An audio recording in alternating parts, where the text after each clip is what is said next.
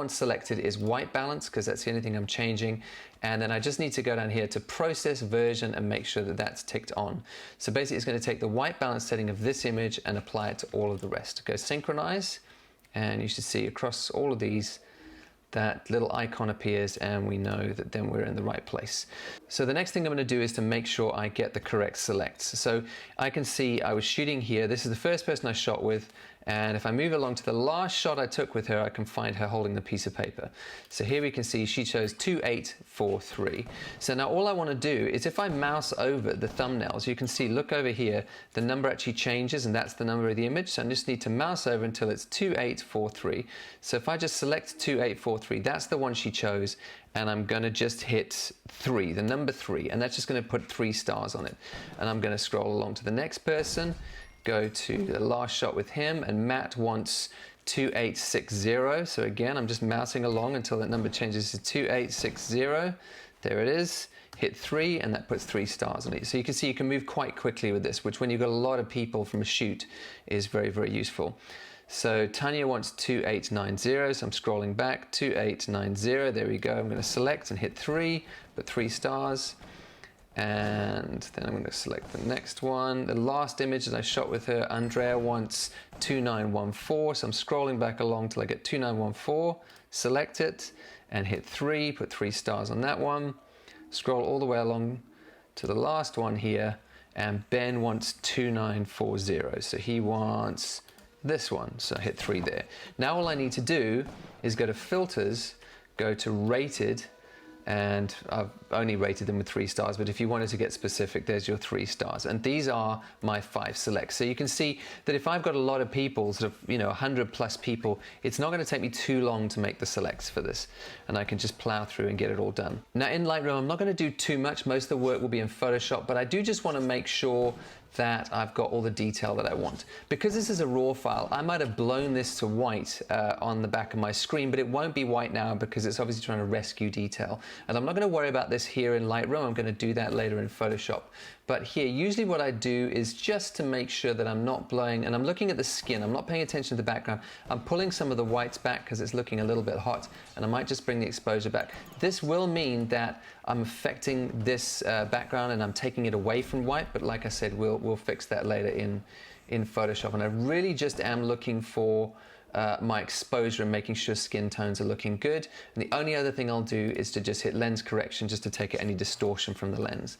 So again, very, very quickly, this one's slightly hot, bringing it back a touch, and maybe just pulling the whites back on that skin a little bit, coming down and making sure my profile correction is good. Again, this one's slightly hot, so I'm dialing it back just a smidge. Somewhere there, and I'm just going to pull the whites down a touch for that skin, making sure it's not too hot. Again, coming down and hitting lens correction. 2 more to go, and you can just see you don't want to spend a lot of time in this because most of the time you're going to spend with this technique is going to be in Photoshop. So this is just literally making sure I've got all the detail that I need and all the dynamic range that I need, and I'm not losing anything. So each one, just lens correction and just tweaking the exposure just a little bit, and that looks good.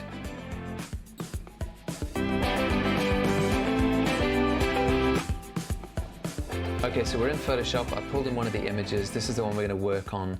The whole thing with headshots like this is you're just not going to have the time to do high-end retouches. So I'm going to crack through this as fast as possible. If there are things you don't understand the technique, you'll just have to Google them, because I just want to show you the speed at which you should be moving to get through these. And obviously I've been doing this for a little bit, so I might move faster than you, but just to show you the kind of things I cover and the sort of pace and time I'll do it. So say we start the clock right about now. Okay, first thing I'm going to do is to create a new layer, solid color layer, and I'm going to make sure that it's pure white. 6 Fs is what it's going to be to make sure that you're pure white the whole way through. And then I'm going to duplicate my bottom layer and just drag it above. This is going to be the way that I'm going to make sure that the whole background is pure white, because this might look pure white at the moment, but it's actually not, and I'll show you that in a minute. So let's sort out the white first. What I'm going to do is just hit my mask button to create a mask, and then I'm going to just zoom out a little bit and make sure that my brush is on 100% and X changes me to black. So now what I'm doing, Just turn these off so I can see through on the back layer. I just want to delete just sort of around. This is a very quick and dirty way. Like I said, I just haven't got the time to, be creating individual masks for each, and this is just a very, very simple way to be able to make sure that everything around is going to be pure white. All right, so I've just very loosely, and you've got sort of a fade in there because I'm using a very soft brush. Now I can turn my white layer on the background. Now this won't be, this will be pure white over here, but where it starts to bleed in, it'll actually be a gray. So what I'm going to do is create a levels layer.